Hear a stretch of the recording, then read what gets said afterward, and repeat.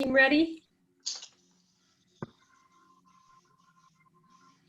Yes, thank you. Sorry, I was just trying to fix something, but I believe we're good to go. So thank you. All right, thank you. All right, just making sure that everyone has a connection to their audio. And Dawn, go ahead and click for me.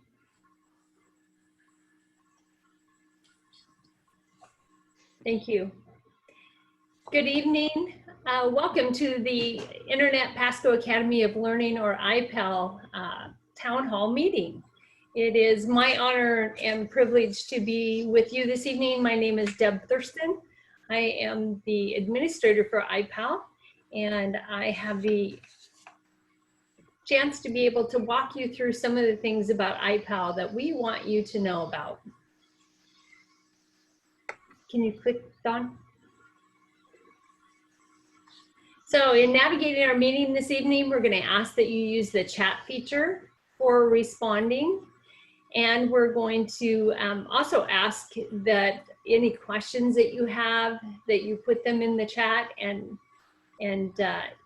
we'll try to answer some of those questions as we go. I have some of my iPAL experts with us, so we'll be able to try to answer those as we move along. I'm going to ask that you please mute your window throughout the meeting unless you're responding or have a question and you have the opportunity to be called upon. And in doing that, use the reaction down at the bottom. It's an icon in order to raise your hand or give a thumbs up. And our moderator, Shane Edinger, will call on you toward the end when I ask for questions, and you'll have an opportunity to speak. I wanted to do some introductions this evening. I'm sorry that you can't see me on screen. I am, I guess, the voice behind the curtain. We had some technical difficulties at the beginning, but it's most important that we also have our interpreters on board with us. So I wanted to introduce our iPAL team and who is in the iPAL group that really serves Pasco High, or Pasco School District, I'm sorry. First, it's Dawn Baston Hernandez. She is our grades 9 through 12 facilitator. She also is a teacher and teaches the art, music online, and a few other things that are just singletons. Next, we have Jackie Gosh, who is our K-8 facilitator, and Jackie has managed the elementary portion of our iPAL school since 2017. Next, we have Carol Brucker. Carol is our expert in the middle school and high school math realm and works with both grade levels and assists Dawn in facilitating some of the high school. Next, we have Tana Beagley, our iPAL secretary. Tana is the one that sends you most often those emails and communications as you've asked for information. You'll get those from Tana, and she's does a fantastic job. And finally, just me, Deb Thurston, iPAL administrator. We also have on this evening, who is asked to join us, is Executive Director of Special Education, Tracy Wilson, I think is out there. And I just wanted to thank her for being a part of us as we open our doors to be able to offer some services to our special ed community as well. If you have any questions or comments, you're always welcome to submit them also to our iPAL address, and it's ipal@psd1.org. Following the town hall meeting tonight, if you have any other thoughts and you want to add those, please do email us. Tonight we have some norms that we would like to set. If you have an issue with a specific concern or you wish to bring to our attention that concern, I would be happy to have you answer that in an email to our iPAL. I have the opportunity to also monitor that email as well as my regular email. And if you need support in addressing a very specialized or unique situation, please follow up with us as well. Individually after the meeting, you can stay on. I'll stay on for a little while if you'd like to talk to me at that point. Or we could have the correct teacher get a hold of you if it happens to be a classroom kind of situation that you'd like to get an answer to. Also, would you monitor your airtime to maximize the number of people who have the opportunity to participate publicly this evening? We'd appreciate that. And then any questions that you have that we may not answer tonight, we're going to make sure that we answer those and place that out on our FAQ page, our frequently asked questions page on the iPAL website. Purpose for tonight is really to share information. What we want to know, want to be able to share with you is what the alternative learning education is for Pasco, what our grade level options are and what we offer, what benefits there are in being in iPAL, and what questions you might have. We have some answers to questions that have been asked quite a bit that I think you'll enjoy being able to know the answers to. So I'll share a page on that. We also want to communicate this evening about the parent and student and district commitment. When we enroll students in iPAL, it is like a three-legged stool. All three of us need to be able to commit to the success of our student. It is between the parent, the student, and the district in which we make that commitment. And so in doing so, we create a student learning plan for our students. And that is specific to that student. Every one of our students has a student learning plan, and following the ALE laws of being able to support online learning for students, we do a robust job of being able to make sure that we plan for our students and have success for them. We'll also explain the enrollment process at the end for those of you that are interested in moving forward with enrollment with iPAL. The Internet Pasco Academy of Learning, or iPAL, that's what iPAL stands for, is really, as I talked about, that three-way communication and agreement. ALE has been around for a long time, and iPAL was developed to give families an alternative choice in educating their children. It's structured in the following ways. The parent is the at-home coach, student is our learner and success champion, hopefully, and our iPAL staff are the teachers and the instructional coach.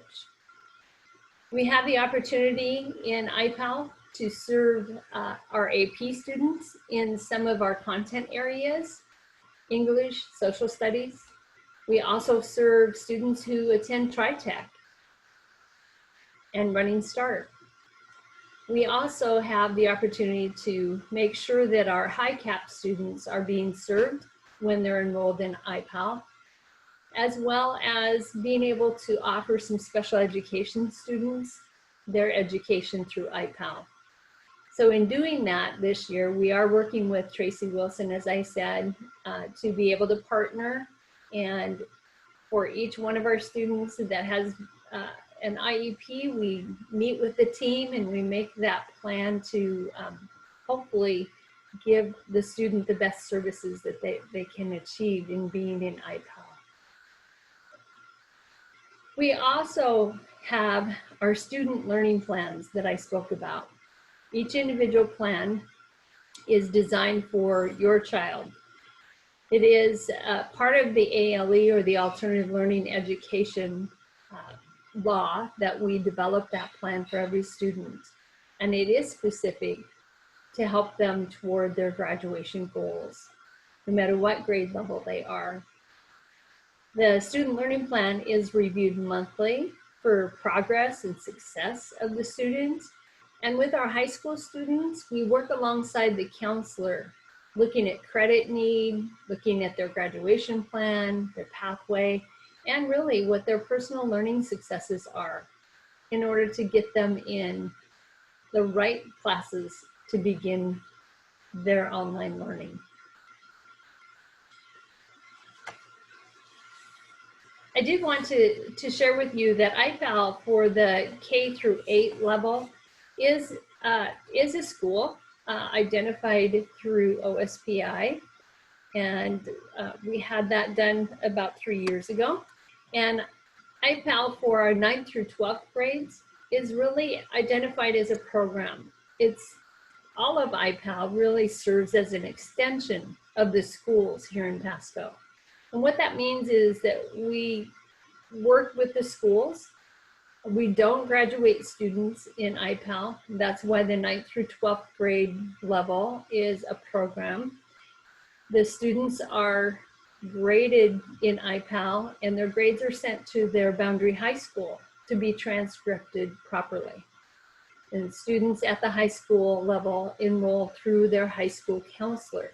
So it's important, if you're a high school parent this evening listening, that the counselor is involved in that enrollment, and we have a form that they fill out along with your approval to be able to get your student enrolled. Okay, Don. Thank you. When facilitators begin the enrollment, we work with families to determine which one of the curriculum offerings we have that fits for their grade level, and just in talking with their families, really what kinds of key learning students are looking for. Our management system that we primarily work in is called Edgenuity. And if you can see on the graphic, our elementary grades K through 5 have the opportunity to work in the K-5 virtual curriculum, which is from Edgenuity. And it's alongside that virtual work are some workbooks that the district provides for students to be able to do their work. It is an engaging and an online curriculum. Now we have some options to the right. You'll see that for grades K through 2, for families who really prefer a homeschool feel and they really want to have more work alongside with their student in the curriculum, we have a boxed curriculum that comes from Fuel Education. We had been in partnerships with Fuel Education since the beginning of iPAL 8 years ago. But at this point, we have kept the K2 portion for families that feel that that would fit better for them. Another option is from Edgenuity, but it is the grades 3 through 5 Odyssey Ware curriculum. Odyssey Ware also is a hands-on virtual curriculum, and it just has a different look. Odyssey obtained, or Edgenuity obtained Odyssey Ware about 1.5 years ago. And prior to that, they were a separate company. So Edgenuity has brought it into alignment with their other work that they have done in the curriculum building. All of our program from Edgenuity has been approved through Washington State. It is listed on the ALE approvals. And so if you wanted to read more about that, you're welcome to look at what they have on OSPI ALE site. When I talk about secondary grades 6 through 12, our middle school curriculum is by Edgenuity, and it is virtual as well. It just is grade level appropriate for grades 6 through 12. One of the things that we do have for our 7th and 8th graders for online, should they want to do it, is the Washington State history component, which is a graduation requirement. And if students can do that at the middle school and kind of get that checked off in their graduation plan, then they have more offerings, options when they're in high school. Okay, next, I think I'm going to transfer over and see if I can share my screen, unless Dawn, you feel that you can go to the website and show that screen? I can, it'll just take me a second. Okay. Um, Guys, to our viewers, as we have been challenged, as I said. so I think I need to stop share and get out of this and then go to the website. So it'll just take me a second. Thank you. So what I want to show you is our website that we have for iPAL on the Pasco School District website. I want to be able to show you that because I think that may help to identify the spots that you can get more information, the areas in which you could watch some videos to learn more about the curriculum pieces, and to be able to answer some more of your questions if they're there.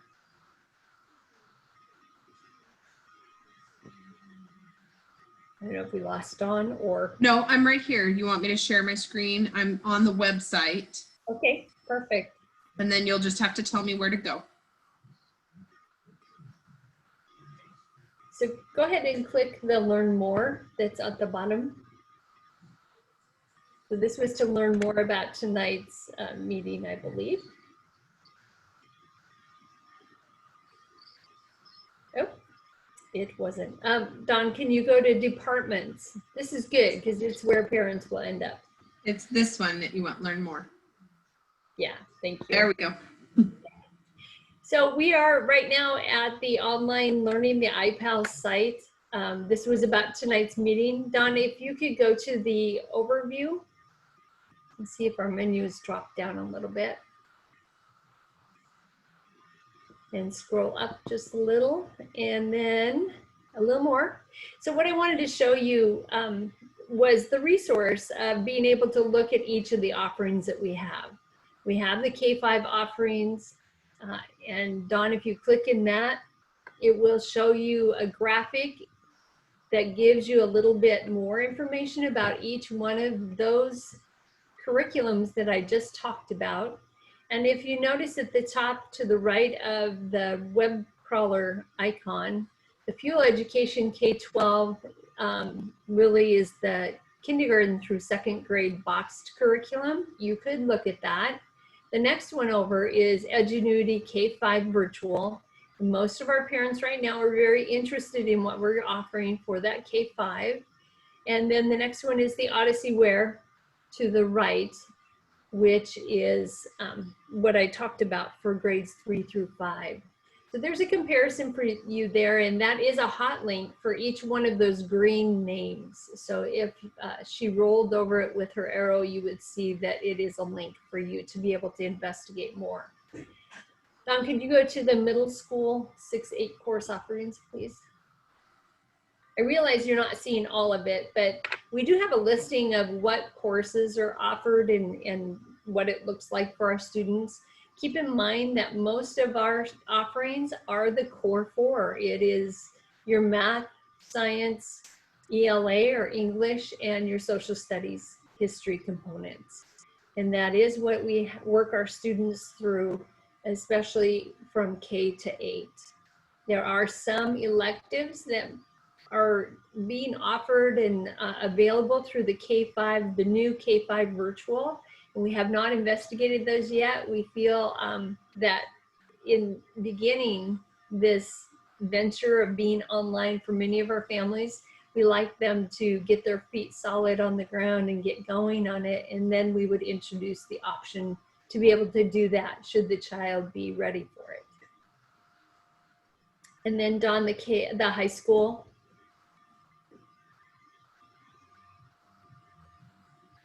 This area really does give you the description. This is the same kind of description that you would find in our guidebook with the high schools.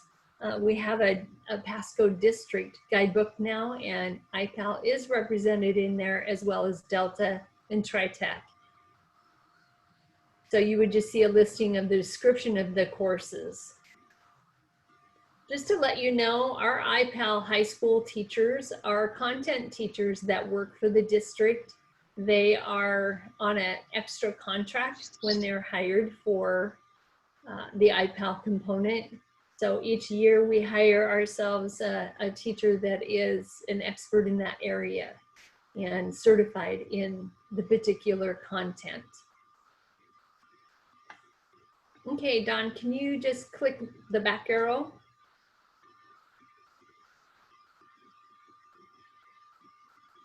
And if you'll take a look at the green different boxes over there, we also have iPAL facts.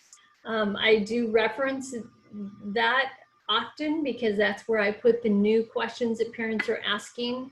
To your far left, Don, can you go ahead and click on the iPAL facts FAQs? Thank you. So if you scroll through it, it has those kind of questions that you want to know about the daily schedule. What does that look like? What's the curriculum options? How long does the intake meeting? Those kinds of questions are answered there. So if you don't obtain all the information you want to know from me tonight, I would encourage you to go to that site and take a look and read a little further about our programs. And then finally, the contact us or the request more information are two other options. The contact us is a direct email to myself or to any of the teachers. And then the request more information is a form, and it's an automatic form that we would ask you to fill out, and it would send us an email, and then we would be able to respond to you. Thank you, Don. Can you go ahead and go back to our presentation?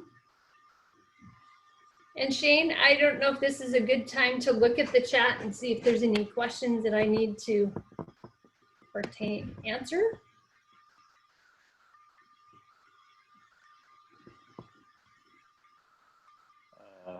Let's see. I think that Don was able to answer the question from Janet. Okay. She had a question that iPAL is an alternative to what? She said, I'm confused. Are kids starting school? Is it online? And then Don answered back. Angie asked, what is the difference between the first and third options for the elementary level? The first and third options. The first one, the K-5, is that Edgenuity course that is virtual. It isn't, it's all this as far as for each grade level, it looks common. I've had some parents ask about being able to enroll their students in just the K-5. She has a first and a third grader, and she'd prefer to be able to just navigate in one kind of learning management system. If you had a child that was in the K-5 and a student in the Odysseyware, the learning management system does look different. So I would say that there's a difference in the learning management system. When you have your students in all of the K-5, you're able to, as a parent, get progress on both your children. You can ask for a weekly progress report, or you can ask for a daily progress report. Depends on how much you want to be able to stay on top of your child's progress. And it's easier if they're in the K-5, then we can send it. We have a family marker in which we can say all these students are from the same family, and then you get the progress on each of your children at that time. So it is a little different as far as the curriculum because Edgenuity had purchased the Odysseyware, and that's that really was the difference, is that they are still working in that learning management system that Odysseyware had created originally, and that's what they purchased. I hope I answered that question. Angie asked, is there a cost for this? Thank you. Thank you for asking. Oh, I think this is a great segue, Dawn, for us to go to the next slide. Let me answer some more questions on this next slide. Thank you. I'm looking at this thinking, wow, this looks pretty tiny. So I apologize. The first question really is there a cost? And no, there is no cost to our families. The district has purchased and contracted for the seats that we utilize in the programs, and so there is not a cost. The next question is the learning done all online? And the answer that I gave was it is an independent driven study of courses. So for grades 6 through 12, it really is an independent study. And so it is done all online. Grades K through 5 do have those workbooks that I talked about that align with the virtual learning. And the district provides those workbooks. We already have those done through our print shop. So the next question is, are there set times to be online? And the answer is no. Students and families have the flexibility to work when it works for the family. They're not a meeting time. There are times that my teachers will have an open, like an office time in which the students can tap into them. But to be honest, the students are welcome to email anytime. They're welcome to call the lab anytime during the day, and we will take their phone calls and help get them what they need for their progress. The next question is, what are the requirements for hours of work for online virtual? So keeping in mind that it is all online, our kinders are really served at a part-time level with about 14 hours in the week. Know that there are some students that finish their work earlier than other students. So this is kind of an average. If your child is one that works ahead and gets their work done, then they will be done with the progress that they needed to make for that week. Also in the elementary, we have about 20 hours a week. So it's about 4 hours a day in which they would be involved in doing some of their work. The middle school and high school, it is approximately 30 hours a week. And these hours are really dependent upon the student and dependent upon their work, I guess, ethic for themselves and drive. It really depends on whether they are motivated. So some students, depending on the subject, and that's why I said when we enroll students, we really try to look for their success plan as well. We want to make sure that those students are starting out in a course or a topic or content area that they enjoy. We want them to have success to begin with and get their feet under them and understand what it takes in the commitment of being an online learner. The next question is, can Spectrum, HiCap, and two-way dual be served in iPAL? I've had this question quite a bit, and I can say that the Spectrum students will be able to access the HiCap services along with HiCap students while they're in iPAL.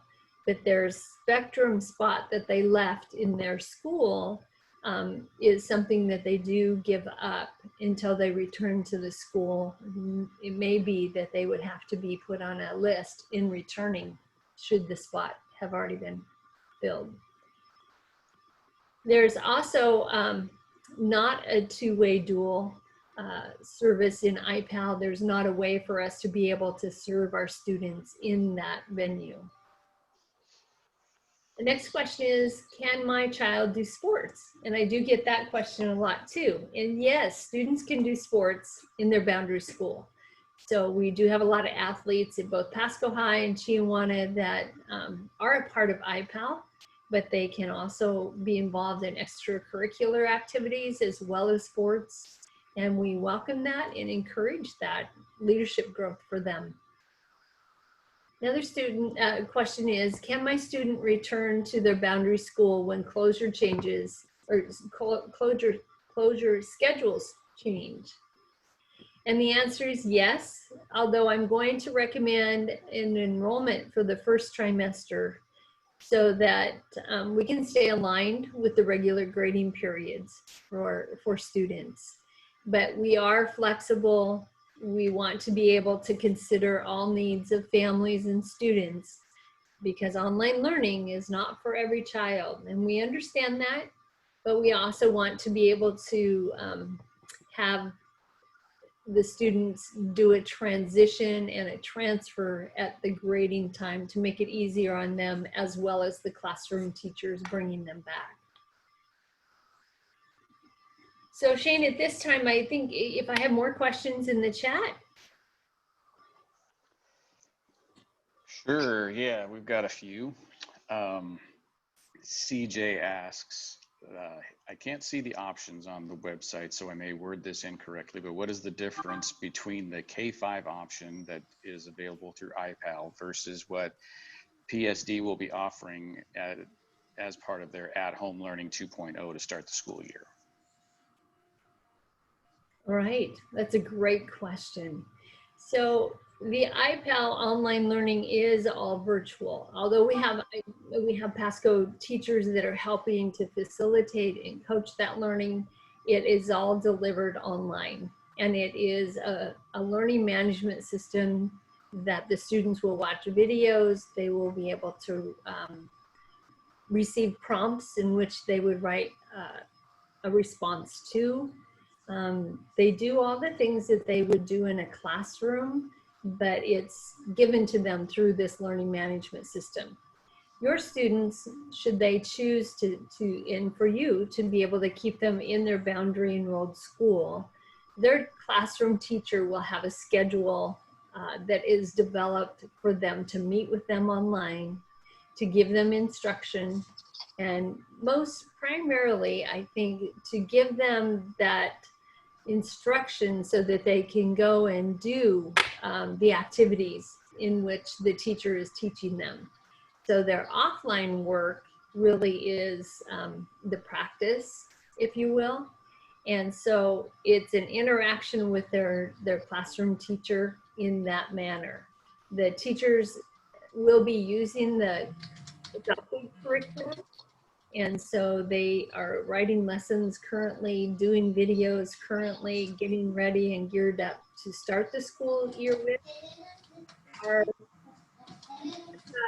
quite a bit of the instruction from Jeff Utek, who is an authority on teaching online virtual from a classroom teacher standpoint. And so we have been able to give them more tools than they had in this spring. Remember, that was a time in which everybody was kind of thrown into that situation. Prepared or not, we did the best we could at the time, and teachers kind of learned on the fly that they really have stepped up this summer, dedicated themselves to going to those trainings, and there's more training for them even before school starts to help them with the tools that they've needed to get schooled up for that. So that's kind of the difference. I do have a slide next, and Dawn, you can go ahead and click to that next one. It really is a side-by-side look, the online virtual and the boundary school online instruction. So Angie, I hope this is answering your question, but the online side is, it was built to be taught online virtually at home, specifically with parent coaching. But yet your boundary enrolled school, it was built to be taught online at home, but with the homeschool classroom teacher. And that is really in this COVID situation.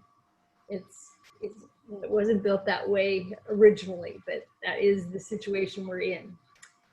The second bullet is online instruction for iPAL is delivered through that virtual curriculum learning management system of Edgenuity with the iPAL teacher support. And so if we look at our boundary enrolled school, the specific instructional times that are scheduled online through Teams or Zoom for your student will be using that adopted curriculum. And so once they come back to school, we'll be able to just continue on. The same thing though, in the virtual environment, they're able to continue on at their pace. They're able to move forward and go ahead if they want to go ahead. We have some families, their students will finish early in the spring and they'll be done in May, and they don't have to come back to school because they finish their content for the rest of the year. So it just really depends on your child, I think, and their working ability. And then on the online virtual instruction for iPAL, the third bullet is the workbooks and the activity packets for the K-5 is right alongside that virtual. For the boundary enrolled schools, I do know that there are plans from instruction to be able to really look at what kinds of materials we need to get into the homes for students in our situation right now. And I didn't have a bullet for that, but I do want to speak to it because I do know that they are working on a plan. The fourth bullet for iPAL online virtual is that it's a flexible schedule. As I said early on, there is no specific time to be online.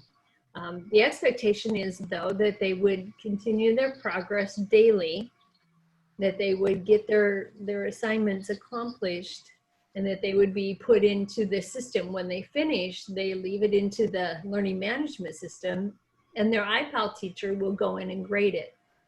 So I guess it's a little quicker in that sense, where your at-home instruction students will possibly share their work during their scheduled online Teams time.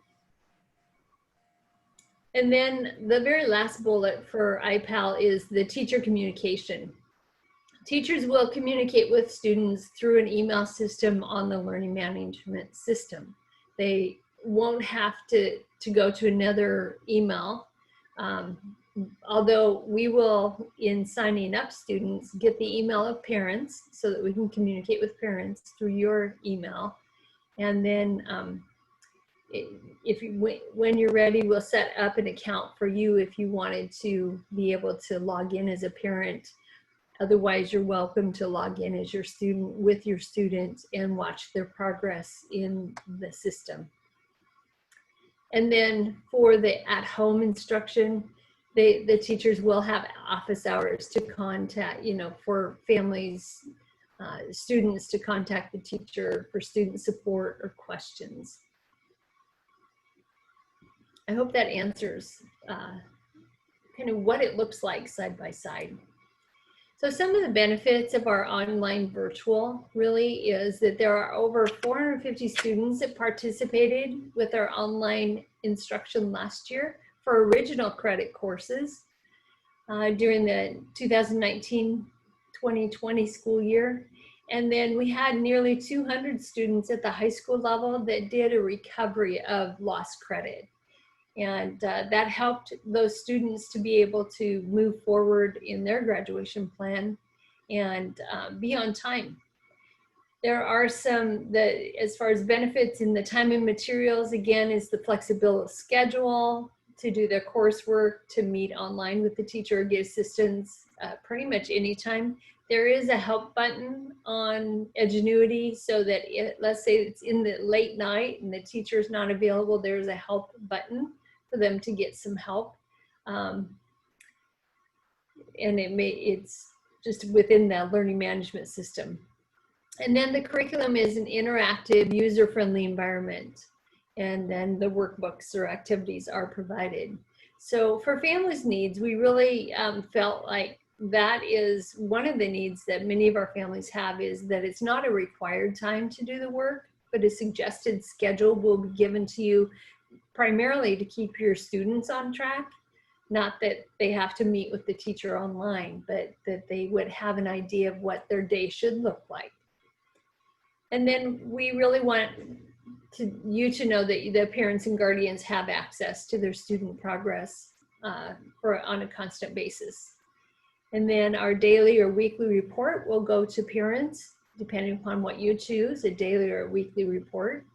And then the Pasco School District teachers are accessible through email or through the iPAL office, either way. And the grades are posted with the boundary schools in the end as we transfer students, at least at the high school level. Student needs, we really felt, were a clear and consistent guideline and the expectations with the daily to-do list is kind of created. And that it comes in the student learning plan meeting. We also have a calendar tool for organization, so the students can look at what is coming up for assignments, what is due, and what might still need to be graded. And then it's an independently driven study of courses, as I said before. And our Pasco school districts are there to support your children as they learn. It really does allow the child to do all the content from home without attending a school.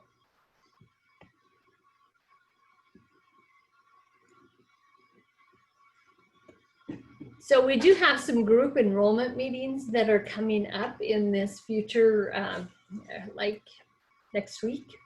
And I wanted to give you the information about that.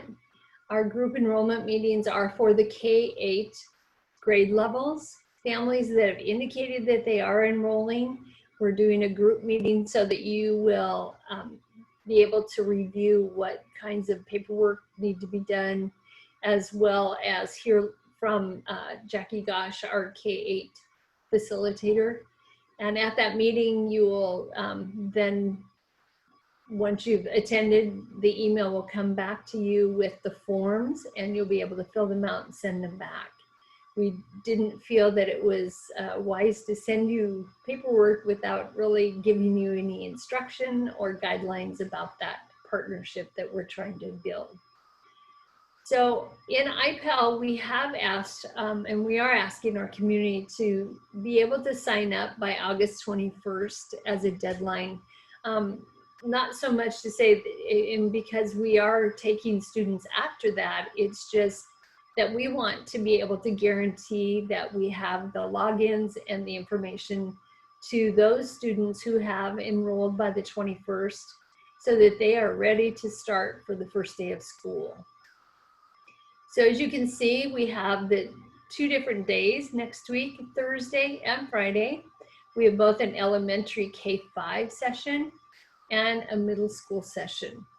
We do elementary first on Thursday, and as you notice on Friday, elementary is second. We wanted to give you some variable times so that whatever works for you, you would be able to log in. So once you have let us know that you are interested, there is a link on our site, as I showed you, the interest page, or I have another little information for you at the end here. But once you let us know which session you'd like to attend, that you are ready to do the enrollment, then we send you the Zoom address so that you can attend the meeting. Okay, Dawn, thank you. So here's some contact information for enrollment. So for new families to Pasco, you don't have any students, maybe you have a brand new kindergartner, or you've just moved here and you're new to Pasco and you wish to enroll in iPAL, we need you to follow the enrollment information that is at the site and on our webpage that has an enrollment link. So you could click on that, read the instructions, and click on the form and fill it out. So that enrollment form is an all district enrollment form. It will ask you what school you're enrolling in, and iPAL is one of your options. So you'll need to do that if you're a brand new family, or if you are just starting into the school years with your child. Or if you're already enrolled in Pasco and your child goes to another school, you just need to email iPAL and send us an email. We will communicate with you and get you the form to get you the primary first contact information that we need, because the kinds of things that we need is your child's name, their school that they attend, their grade level that they're in, and whether you are definitely interested in the enrollment or if you're still just asking questions. So that's the kind of information we're seeking.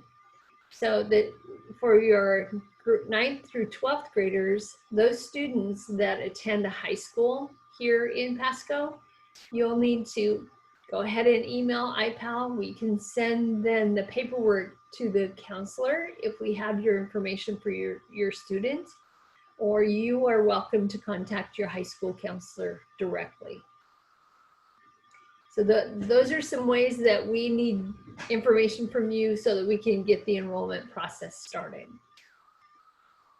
I will work with Shane Ettinger to make sure that we have things out on the website, and that would include the enrollment links so that if it's not there, we get that up there for you. I think, Mr. Ettinger, is it true that we will be able to have the iPAL on the front page for a while so that our families can contact us quickly? Yes, yes.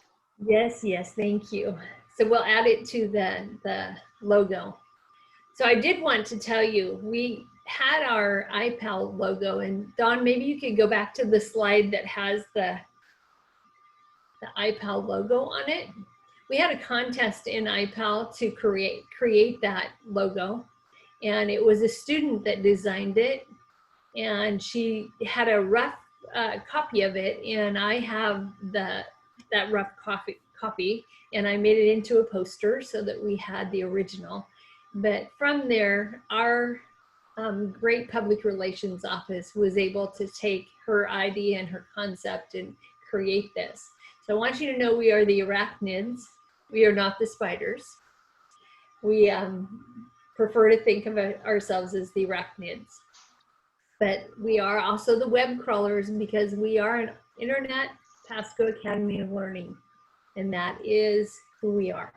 So we thought it was very appropriate when she came up with that, and she won a couple gift cards and that kind of thing. But it was student driven, and that's one of the things that we do in iPAL. We also have an ATP. So for parents that like to be involved, we have activities throughout the year in which we involve parents.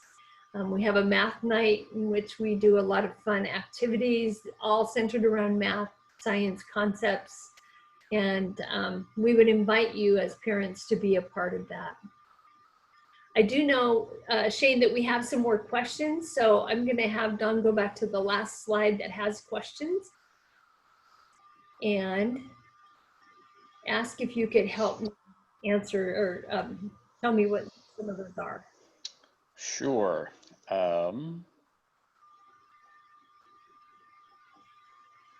Well, Carly asks, oh, yeah, okay, I'm unmuted. That's good. Carly asks, assuming both options of iPAL and the current district schooling options are reasonable for our family, do you have a recommendation for which option we should choose? Do you think we should try iPAL, or if the current plan for classes conducted by the teachers with students at home will be better to stick with? Again, assuming that both options on the surface seem equally reasonable for our family. Well, that's a tough one, Carly, because I think it depends on the family and your schedules and what that looks like for you. I think things that families need to think about is, do you have space to set aside? And this really is for both options. Do you have time that, or a space to set aside for students to be able to study? To put themselves into a mindset to be able to do the work, and I guess it depends on whether you are able to navigate with your students on the online scheduling times with the teachers that the boundary school would ask of you, or whether you would prefer to be able to come alongside your child and allow them to do the work when it works best for you. We all have students that may not be morning people, but they might have a meeting in the morning. So that may be difficult for them, and their learning might not be the best at that time. So I think it depends on you, it depends on your child, and what would be best for the whole family. Okay, CJ asks, if we start with at-home learning 2.0, and then school shifts to an in-person learning environment that requires masks and social distancing, will we be able to enroll our kids in iPAL even if that decision's made at a time that isn't a trimester or quarter break? Yes, so the answer is yes. Our enrollment is open at all times in iPAL. And I think one of the, maybe it's one of the best parts of iPAL is that we really don't have a cap, because we can, as long as we can staff, we're able to work with our families and enroll students at a given time. Again, I would just go back to just making sure that, you know, that is the choice for you at the time, and that if there's a return to the school, that we do it at a break point for grading at the end of a trimester or that kind of thing. But I do know that there are some families that are thinking that, you know, should we go back to a rotational schedule, a couple days a week, that they would prefer to have their child possibly in iPAL.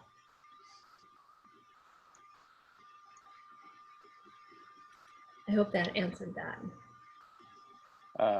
Amber says she was going to be homeschooling this year before she heard about iPAL. Now she's interested in this program. What kind of resources and workbooks will be provided for kindergartners?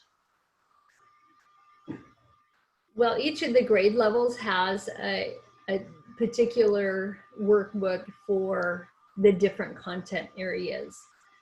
So it's appropriate for kindergartners. I don't have one to show you, and I think I saw in the chat a little earlier that someone would like to see an example lesson plan or a lesson to be demonstrated. And I'm sorry, Jackie Gosh was unable to be with us tonight, and that would have been a good thing to ask her to do, to be able to show that. I guess I could ask Dawn if she could share that with her screen. I don't have samples of that stuff, not that grade level. Okay. All Sorry. right.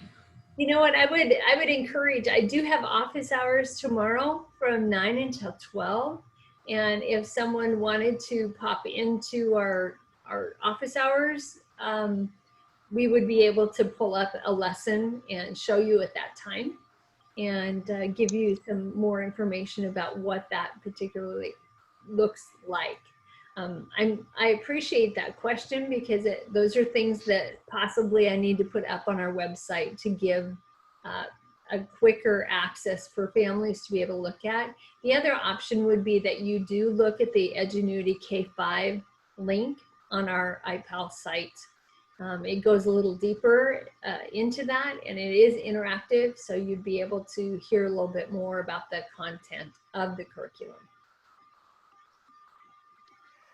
Heather asks, how aligned is the iPAL curriculum with the high school courses? For example, if a student takes Algebra 1 with iPAL and then returns to their high school for Algebra 2, would there be holes in their understanding? I appreciate that question. Dawn, I'm going to ask if you feel like you could answer that, be my high school facilitator. So yes, I would tell you that the courses aren't 100% aligned, but they are standards based. They follow the core, and so most of the classes, I would tell you, are heavier standards based than a lot of the classes at the high school. And so there's going to be more covered in a smaller amount of time than what would maybe, because the teachers at the schools really focus on those core concepts and really delve into them, where a lot of the courses, they rush and then they expect the kids to learn it, and then they develop further and further. And so they're not completely aligned, but they're going to be getting all of the information that they need. And yes, they could go back to the high school and they could meld right into the curriculum, and they would hopefully easily find their step and where they're at. So they shouldn't be having holes. They shouldn't be missing components. Okay. Thank you. Thank you for that. And I also, I guess I want to add to that, that because we have Pasco School District teachers, and they are teaching in the content areas in the high school during the day, for the most part, they may take on their iPAL students during their planning period or after school.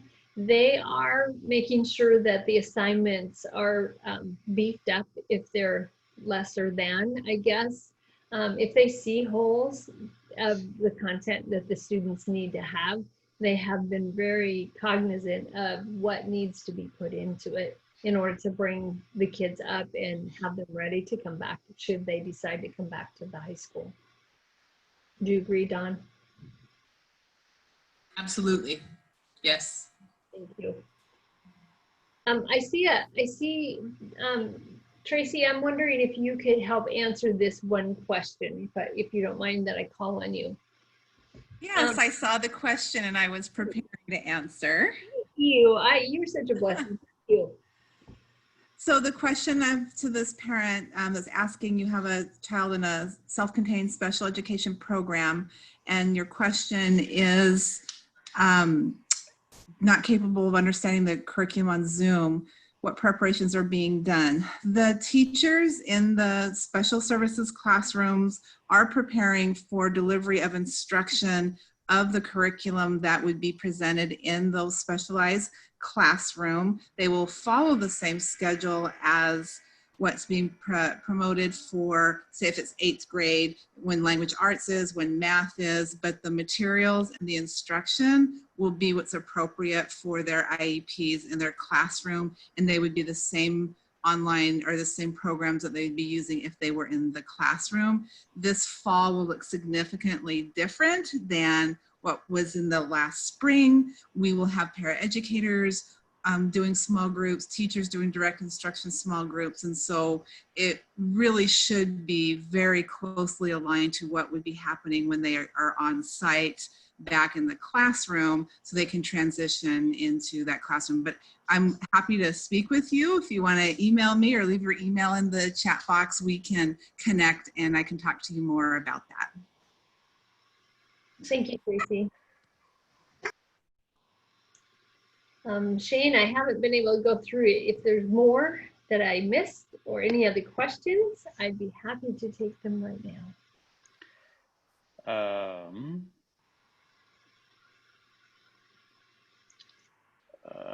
Let's see.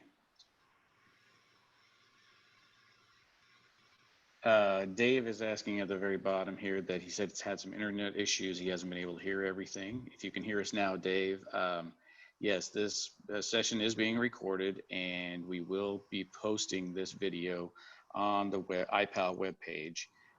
It may not be till later tomorrow or possibly over the weekend. It takes a while to get these videos ingested into our system, but we will get it up we will get it up onto the iPAL webpage as soon as we can. So I could answer that one, so I thought I could, or I thought I would. Thank you. To his question, is that right? What's that? What sorts of questions should be expected to have answered at the intake meeting? Right. And I'm going to have Dawn chime in on this one too. What was the question? I'm sorry. I'm trying to. What sorts of questions would they be expected to have answered at the intake meeting? As far as what questions? So what kind of questions are asked at the intake? What kind of information do you have to obtain from the families? Their email address, their phone numbers. We want to know what is their child's likes, dislikes? Are they, an independent learner? What's their learning environment like? Where are they going to be learning at home? Who's going to be helping them at home? We really talk about the whole child in large and how how they see us helping them and what we need from them as well in order to make this a successful learning environment and situation all around.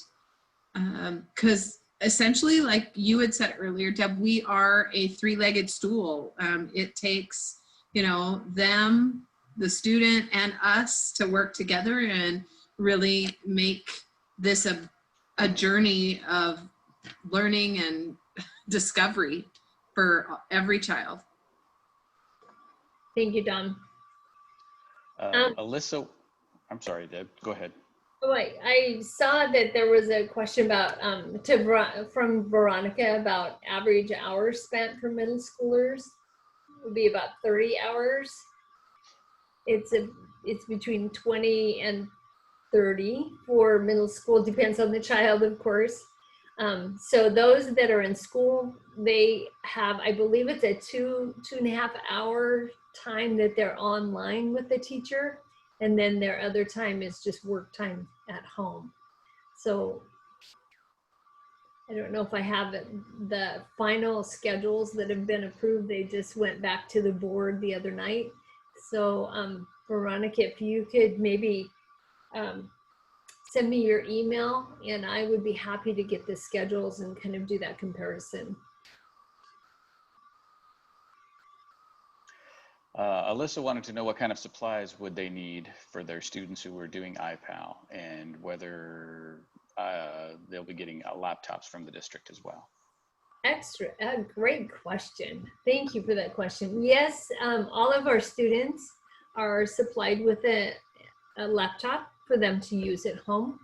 As far as supplies go, if we give an activity packet, which Jackie Gosh has done in this last spring closure time, we did create packets for families. They came in a Ziploc baggie and they had everything in it that the child would need.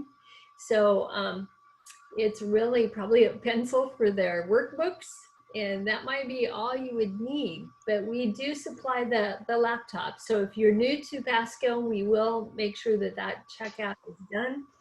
I think I saw also a quick note about a concern about internet and internet maybe capabilities.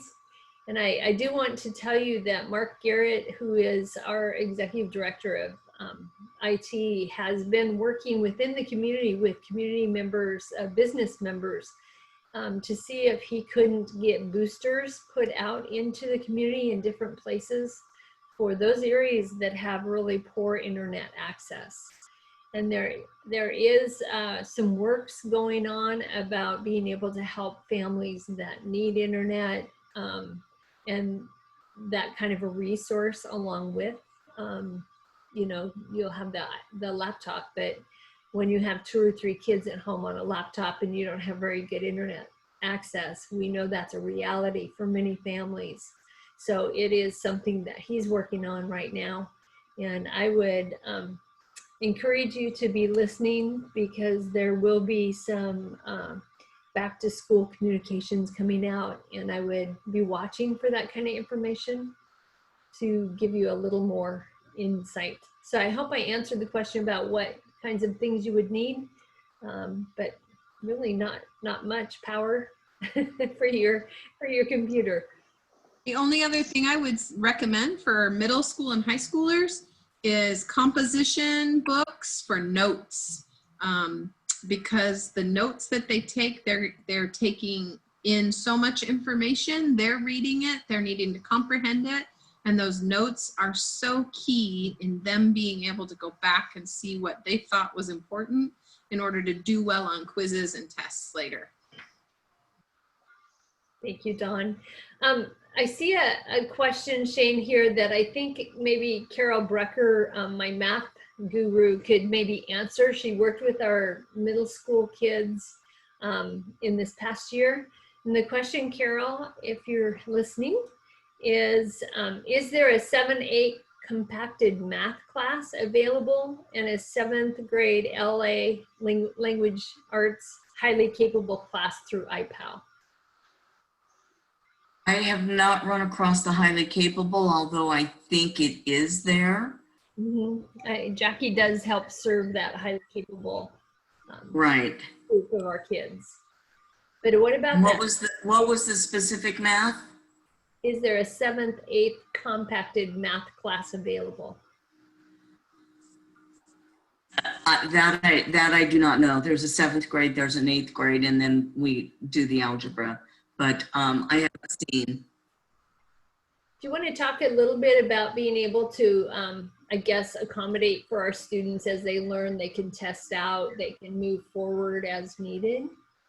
Well, they move at their own pace. So Right. if the math is easy for them and they're moving along, they don't need assistance and they're getting through it easily, and they feel like, you know, it's just too easy, we can let them pre-test and test through the course, and then we can quickly move them on to the next course.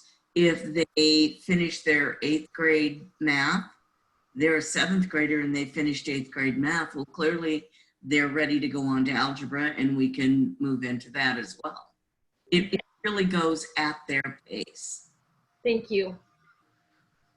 And that is a discussion that would happen at every intake meeting, that we would be able to make that decision as a team for that family.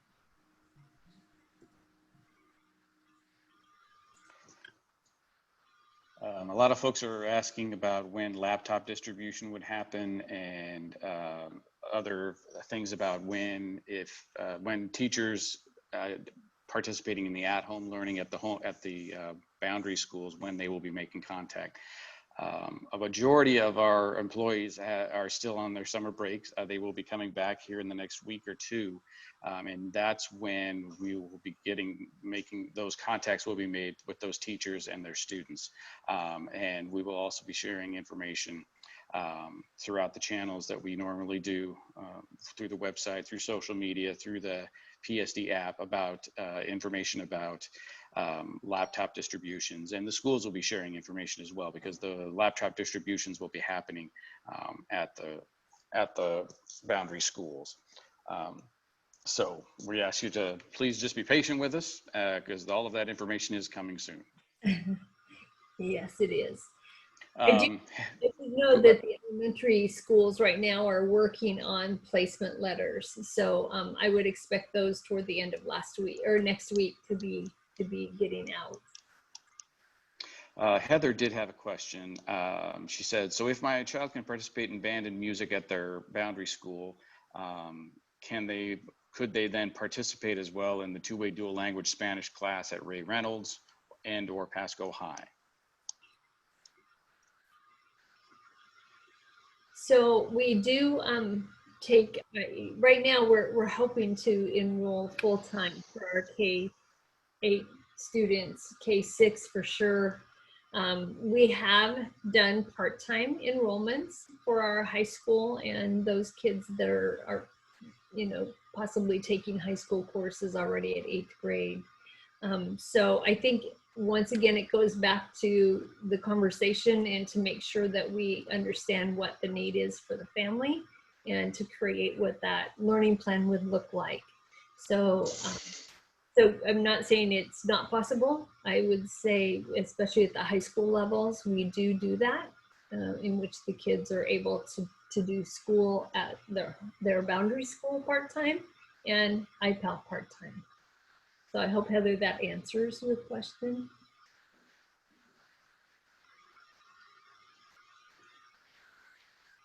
Scrolling back through, trying to see if there are other questions that we haven't touched on yet. I hope I didn't miss any.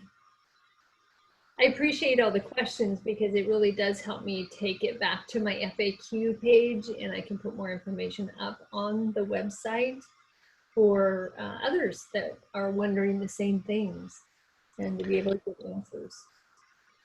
Deb, you covered this during your presentation, but it bears worth, there's a part of it that could be worth repeating again.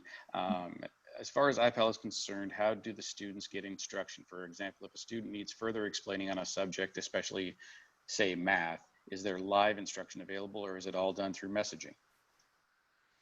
I think the first step is the message that to the teacher, and then of course the teachers have the ability to Zoom with the students or to go to Teams. You know, we're working really hard within the district to stay within using the same, I guess, technology so that families aren't like all over the place. So Teams is what we have chosen for Pasco to be able to work within. And so it would probably be a team meeting that the teacher would have. Once again, that's another advantage of having our Pasco teachers on board. They also are able to do that communication. And so yes, they have their whiteboards. They could demonstrate that math concept and give them that information that they need.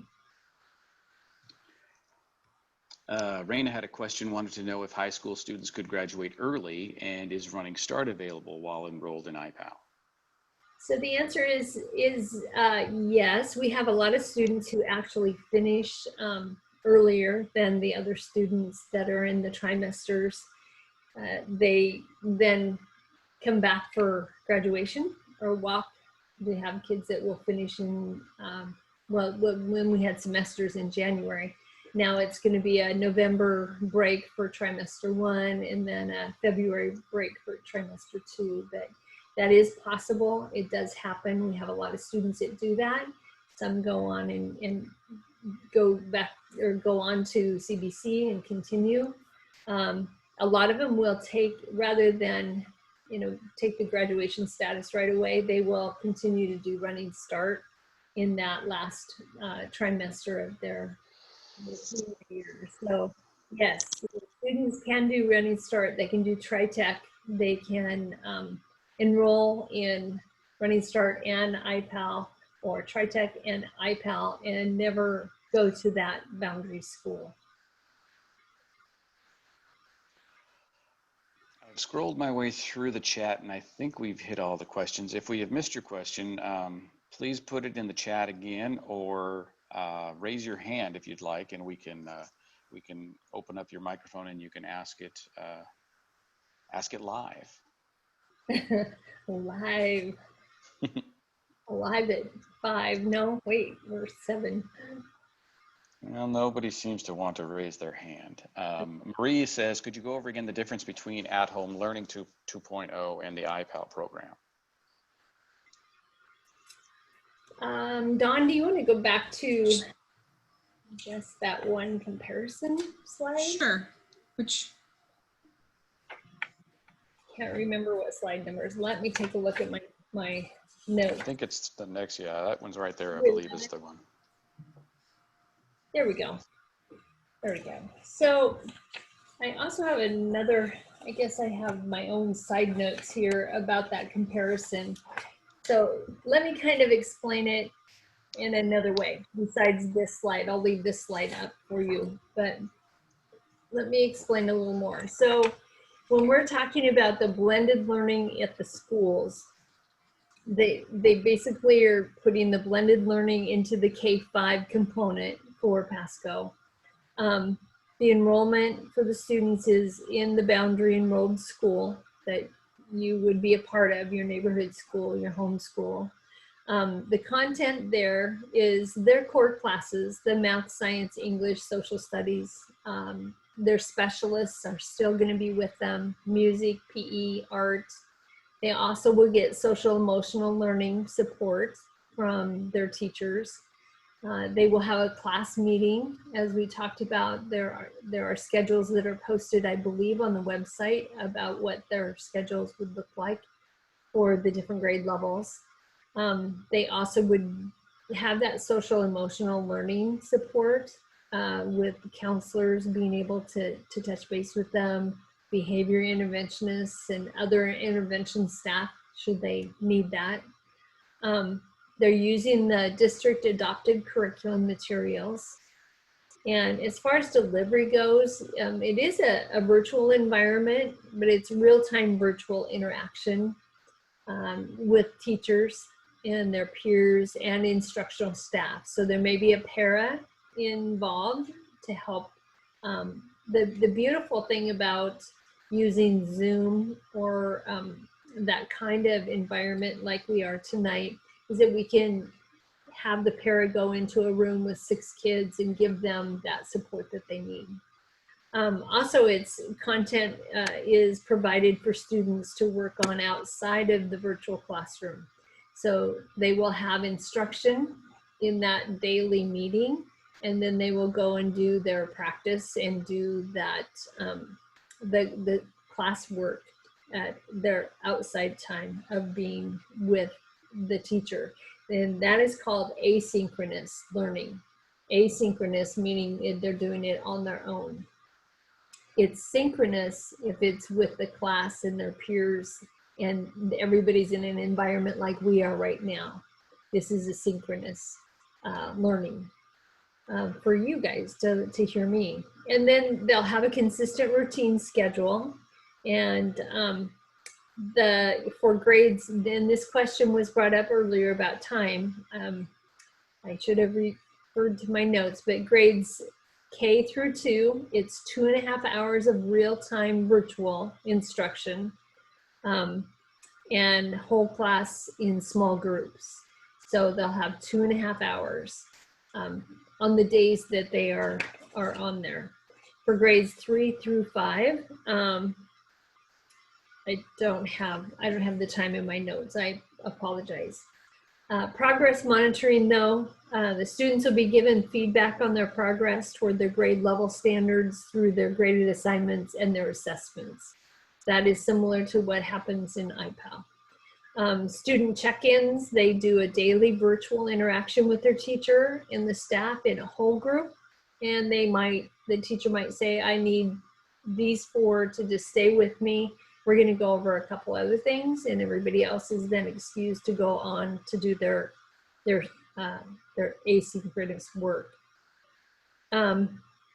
And then there's a daily designated office hour with teachers every afternoon, and this is across the district so that parents and students can get it in touch again with the teacher to ask any questions, to check in, or anything else that they need.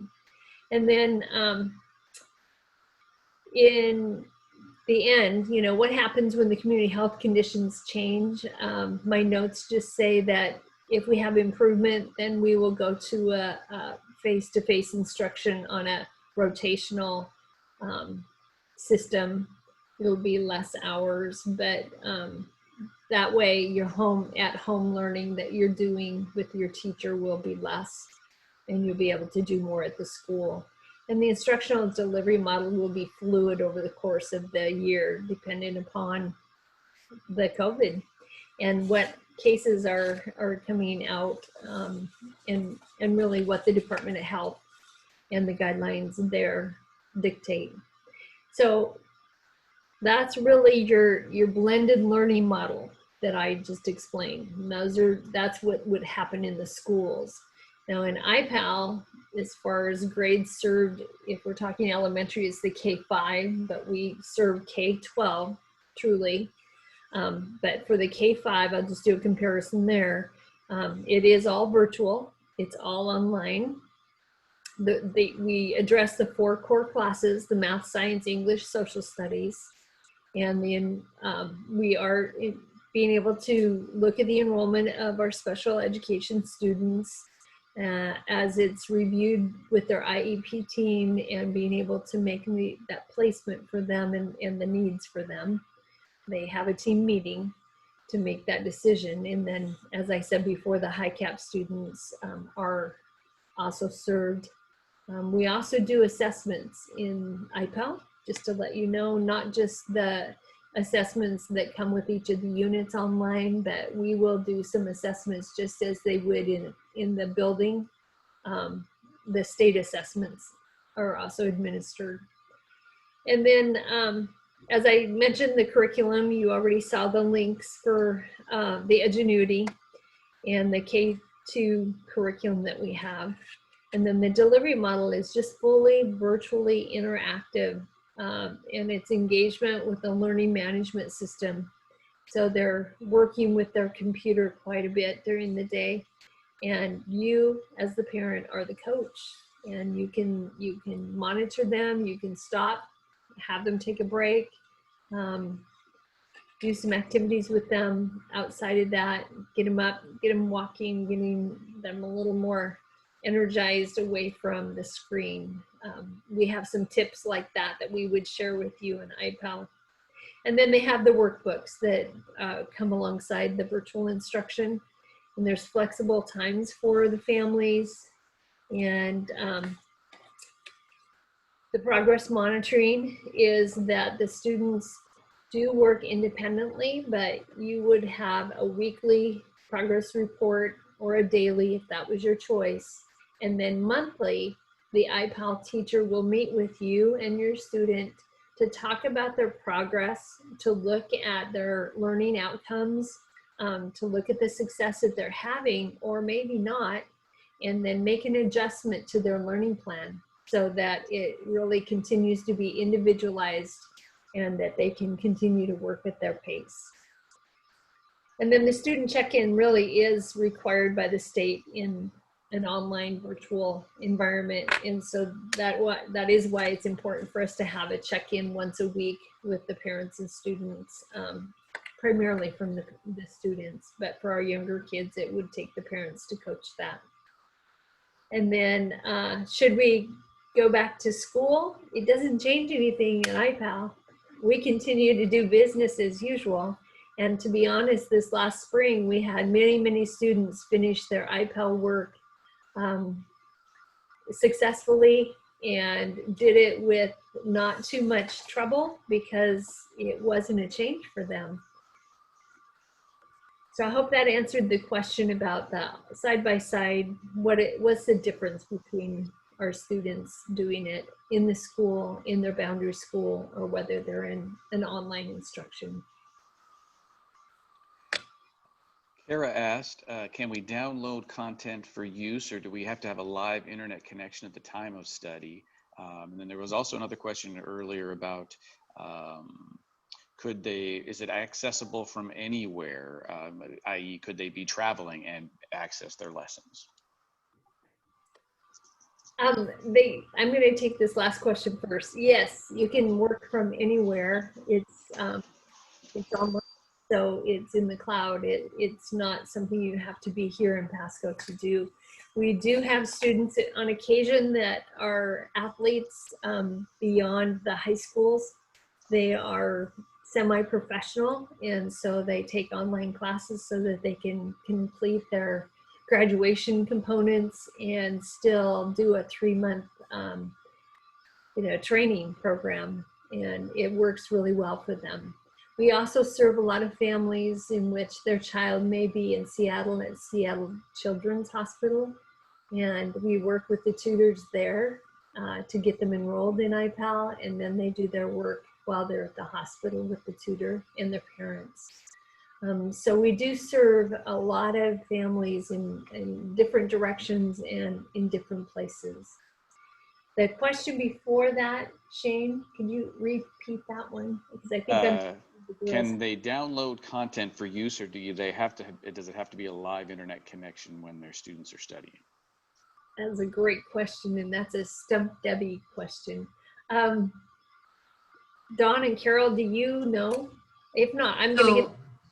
Yeah, so there's links that are in classes that they can download when it's activities, and they can download them and then save them for later.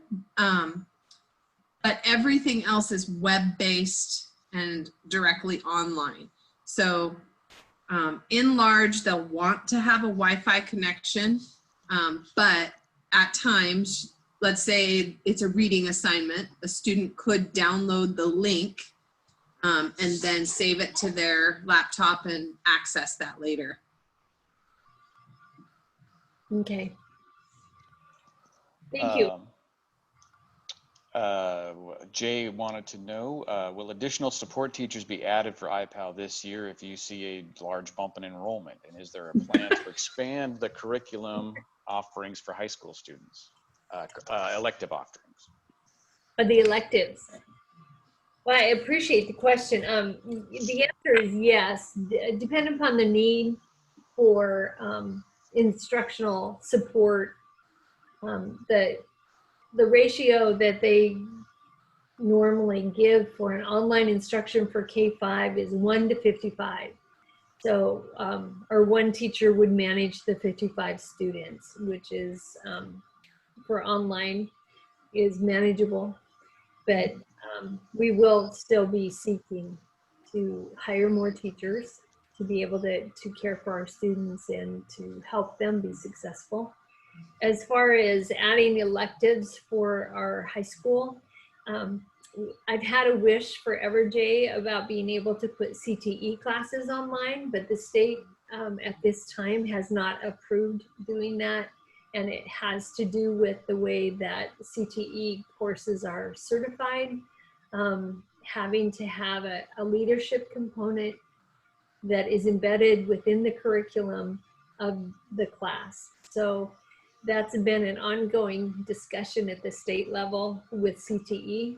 So we can't do that one, but there are a whole lot more electives. There are some opportunities to possibly do languages that we don't offer in Pasco, and we have not explored that yet, but we do know that it's a possibility. And I think we just haven't had the request from families to look. So if you have ideas about what that might be, please do email us. Let me know what that looks like as far as those extra electives. And I have just about a minute left. Do we have any more questions, Shane? How is life skilled curriculum being offered to that certain group online? I believe that that Tracy Wilson addressed that a little bit, and if you have other questions or specific questions like that, I know that Tracy Wilson would be the right person to contact. So H, if we don't have your email, if you could maybe stay on a little bit and get that to us in the chat, we would be able to communicate back with you and get connected. Thank you. So I want to honor your time, and I want to thank you for being with me for an hour and a half with myself and my team. And I hope that this was helpful, that we were able to answer many of your questions, that you have a better look at what iPAL has to offer. And we will get more out on our website. And again, tomorrow, we have office hours from 9 until noon, and that link is on our page for you to be able to dial in, and we'd be happy to talk to you more. Thank you again, and good evening. Thank you, Shane. Happy to help. Thank you all for joining us tonight. Thank you, Eric and Jeanette. You're very welcome. Did we have, do you know if we had some in the audience? From what I was told, there was a request from a deaf individual, from a parent. So, so it worked out great. Yeah, thank you.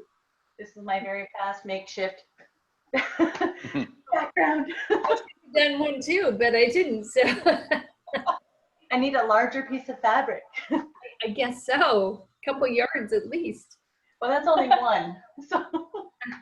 Well, thank you both.